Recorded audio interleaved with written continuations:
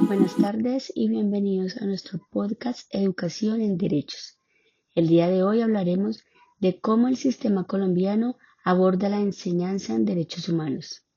Este espacio surge como una posibilidad de diálogo y reflexión frente a la importancia de cómo la educación puede transformar realidades, promover equidad, generar mayor participación ciudadana, incitando a la movilización, al empoderamiento y a la acción, más en estos tiempos donde las desigualdades, inequidades y discriminación persisten.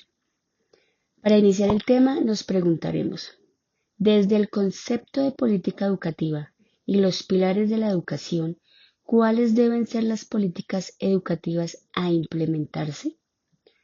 Valencia y Aravena, 2022, mencionan que las políticas públicas a implementarse deben ser aquellas que vinculan los contenidos de derechos humanos con la realidad histórica y sociocultural colombiana, donde los docentes diseñen materiales didácticos que reflejen las experiencias del entorno donde se encuentren y promuevan la reflexión crítica sobre la promulgación y defensa de derechos humanos en Colombia. Para esto, debe ser primordial que las instituciones educativas tengan actividades, talleres, proyectos frente a derechos humanos, valores, respeto, igualdad, memoria de su entorno, manejo del conflicto, cátedra de paz y reparación, iniciando desde los grados más pequeños.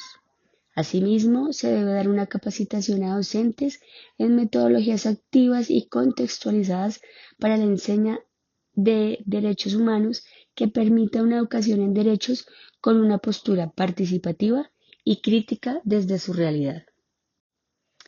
Es relevante preguntarnos en este tema cómo se aborda la enseñanza de los derechos humanos en las instituciones educativas de Colombia. Para esto, Valencia y Aravena, 2022, hacen alusión a que se deben ajustar los programas educativos con el contexto local y nacional. Para este fin, las materias como ciencias sociales, ética, filosofía, deben incluir este panorama para resaltar la relevancia del tema y asimismo su reflexión crítica, logrando que el estudiante se enlace con su realidad, no que vea estas materias como una más, sino los espacios donde se forman para el manejo del conflicto, el diálogo y la defensa de los derechos humanos. Es importante en este tema plantearnos cuáles son los principales problemas socioeducativos de las instituciones educativas.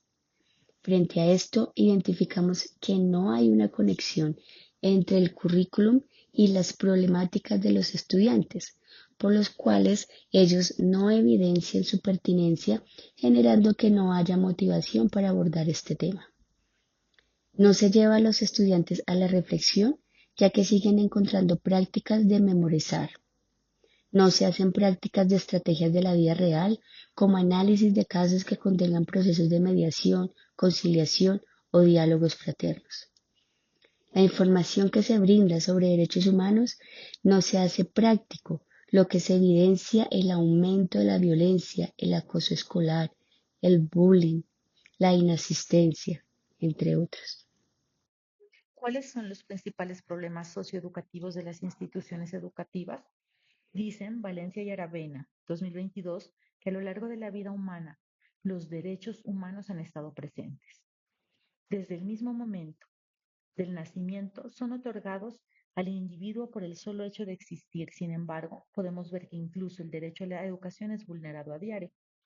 Esto se evidencia de manera significativa en la desigualdad en el acceso y la calidad educativa, especialmente en contextos y territorios vulnerables en donde las condiciones no permiten acceder a la educación. Así, también surge la carencia de infraestructura, la carencia de materiales y la sobrecarga docente. Un problema muy evidente hoy en día hace referencia a la violencia escolar, también conocida como bullying. La violencia intrafamiliar se ve reflejada en las aulas y esto lleva a los estudiantes a conflictos. Esto influye negativamente en la educación y el aprendizaje, puesto que no hay ambientes propicios en donde los estudiantes puedan desarrollarse emocionalmente y aprender de manera satisfactoria. Es así ¿Cómo podemos concluir que el no generar espacios de convivencia limitan a los estudiantes en su desarrollo integral, ya que no son capaces de respetar a los otros, de conciliar o resolver conflictos?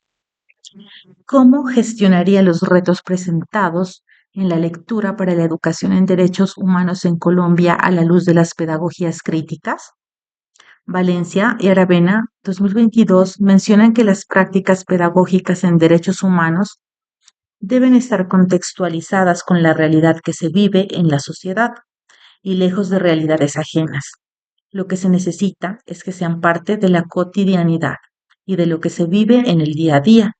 Desde la pedagogía crítica de educación en derechos humanos, debería gestionarse promoviendo el pensamiento crítico y reflexivo, así como también el hecho de que los estudiantes puedan construir el conocimiento de manera colectiva, partiendo del compartir de sus experiencias cotidianas. Es necesario que las experiencias de los niños y las niñas estén enfocadas o se den en espacios en donde se promueva la sana convivencia, esto con el fin de permitirles compartir y comprender la importancia de su individualidad, así como también la importancia de la presencia de los otros en la sociedad. El aula de clases debe ser un espacio en donde el diálogo permita que los estudiantes expresen sus experiencias, reconozcan las problemáticas que se dan en su entorno y puedan así reflexionar acerca de la injusticia y desarrollar proyectos que promuevan la equidad. También es necesario que no solo los niños y niñas sean quienes se educan en derechos humanos, sino que también sea toda la comunidad educativa quienes lo hagan. Es necesario que los docentes estén en una continua formación en pedagogías críticas que les permitan motivar procesos educativos que empoderen a los estudiantes. Lo más importante es trascender la parte teórica y convertir ese tipo de enseñanza en una experiencia de vida que promueva y contribuya a la transformación social. Conclusiones. La educación debe centrarse en la equidad, la inclusión y la calidad. Es necesario aprender a convivir y que las políticas educativas garanticen el acceso a la educación desde la equidad, especialmente en territorios y contextos vulnerables. La educación y los derechos humanos están de la mano, porque la educación no solo debe centrarse en la transmisión de conocimientos académicos, sino también en formar ciudadanos capaces de reflexionar y de ser críticos, para que así puedan ejercer sus derechos y sus responsabilidades de manera activa, fomentando el respeto, la dignidad humana, la justicia y la democracia. La educación en derechos humanos en Colombia no es transmitida de la mejor manera, ya que se limita a compartir conocimientos teóricos, muchas veces con discontinuidad en las instituciones. Asimismo, los docentes no están capacitados para brindar este tipo de cátedra. La desigualdad social hace que el acceso a la educación sea limitado y no sea para todos, sobre todo en contextos vulnerables. Las pedagogías críticas permiten educar a niños y niñas reflexivos y con un pensamiento crítico que les permite dialogar y accionar para transformar su realidad y así más adelante ser capaces de transformar la realidad social. Es muy importante crear conciencia en los docentes acerca de su rol en la educación y en la sociedad como agentes de cambio capaces de formar ciudadanos que contribuyan a sus comunidades desde una perspectiva crítica que contribuya también a mejorar el tejido social y democrático del país. Para terminar, resulta necesario mencionar cómo la educación en derechos humanos debe ir de la mano con la comunidad y con el entorno.